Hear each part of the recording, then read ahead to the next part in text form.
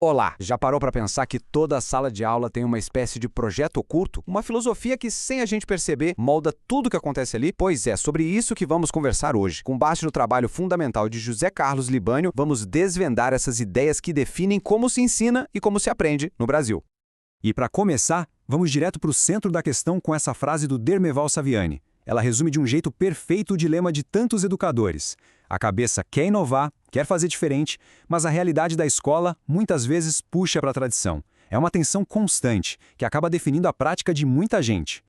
O que nos leva à pergunta principal desta nossa análise. Afinal, por que o ensino é tão cheio de contradições? Por que parece existir um abismo tão grande entre o que se acredita ser o ideal na educação e o que de fato acontece no dia a dia da sala de aula? Para tentar desvendar esse mistério, este aqui vai ser nosso roteiro. Primeiro, a gente vai ver um mapa que organiza as grandes correntes de pensamento. Depois, vamos explorar as pedagogias liberais. Em seguida, as progressistas.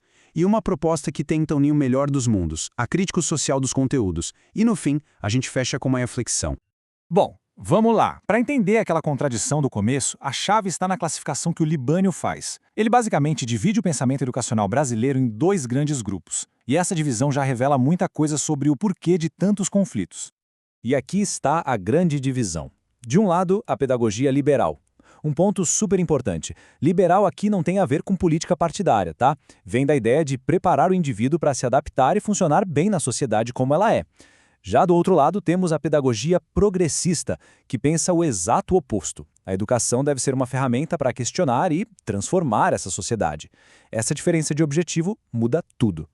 Então, vamos olhar primeiro para o lado liberal. Todas as tendências que estão dentro desse grupo, por mais diferentes que pareçam, têm esse objetivo em comum: preparar as pessoas para desempenharem seus papéis sociais dentro da ordem que já existe. Dentro da pedagogia liberal, o Libânio aponta 4 vertentes principais. Temos a tradicional, a renovada progressivista, a renovada não diretiva e a tecnicista. Vamos dar uma olhada rápida em cada uma. Começando pela mais famosa, aquela que provavelmente marcou a vida escolar de muita gente, a tendência liberal tradicional. Nesse modelo, a figura central, sem dúvida, é o professor. Ele tem a autoridade máxima.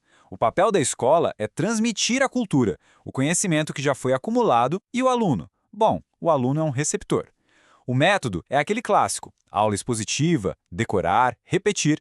O conhecimento é visto como algo pronto, a ser passado adiante. Agora a gente vai para uma tendência que surge justamente como uma crítica à tradicional. Ela vira o jogo e coloca o foco totalmente no aluno. Essa abordagem, que tem inspiração em gente como John Dewey, tem um lema: aprender fazendo. A ideia é que a escola precisa ser um retrato da vida, e o aluno aprende na prática, pesquisando, resolvendo problemas. O professor deixa de ser o dono do saber e passa a ser um guia, um facilitador nesse processo todo. Seguindo em frente, temos uma vertente com uma pegada bem mais psicológica, muito inspirada nas ideias de Carl Rogers. Aqui o mais importante não é o conteúdo, mas a formação de atitudes, o desenvolvimento pessoal. É quase como se uma boa educação fosse uma boa terapia, sabe? O professor vira um facilitador das relações e a sua interferência mínima é vista como um sinal de respeito ao processo de cada um.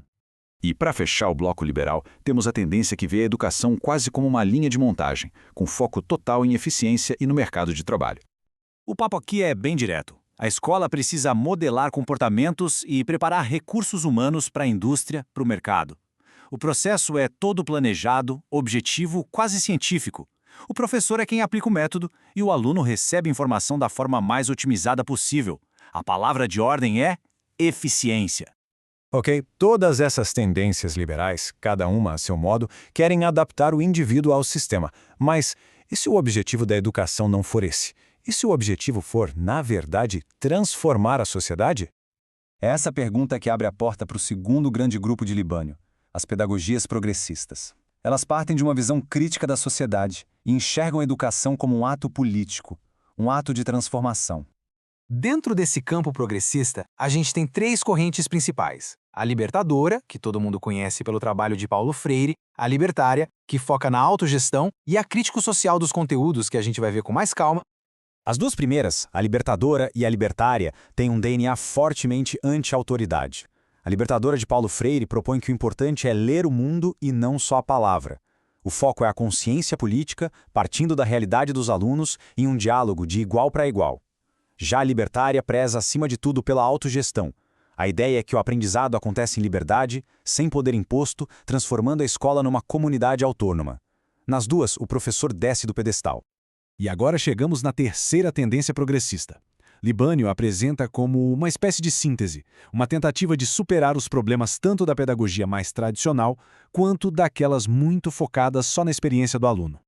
E o argumento central aqui é muito forte. Essa tendência diz que a forma mais poderosa de promover a transformação social é garantir que as classes populares tenham acesso ao conhecimento mais elaborado, à cultura, à ciência. O saber aqui é visto como uma ferramenta de libertação.